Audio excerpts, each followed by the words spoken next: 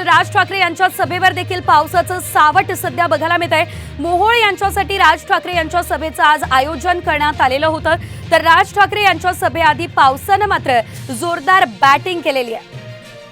या संदर्भात अधिकची अपडेट आपण घेऊयात आमचे प्रतिनिधी नितीन पाटणकर यांच्याकडून। नितीन, आपण बघतोय राज ठाकरे यांची मुरलीधर मोहोळ यांच्यासाठी सभा होणार होती, मात्र यावर पावसाचं सावट बघायला मिळतंय। ही सभा आज होणार किंवा नाही या संदर्भात नेमकी काय माहिती?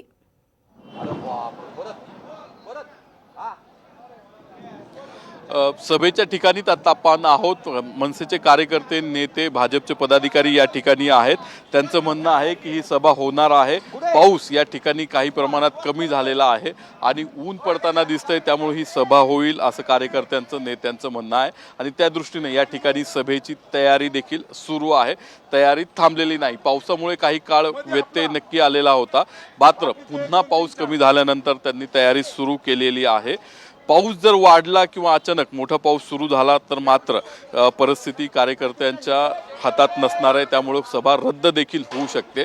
त्यामुळं मनसेच्या अध्यक्ष राज ठाकरे यांची जी पुण्यात सभा होते भाजपचे उमेदवार मुरलीधर मोहोळ यांच्या प्रचारासाठी, त्यावर पावसाचं अजूनही संकट आहे। कार्यकर्ते असतील, भाजपचे असतील, मनसेचे असतील, त्यांनी जिद्द किंवा आशा सोडलेली नाहीये।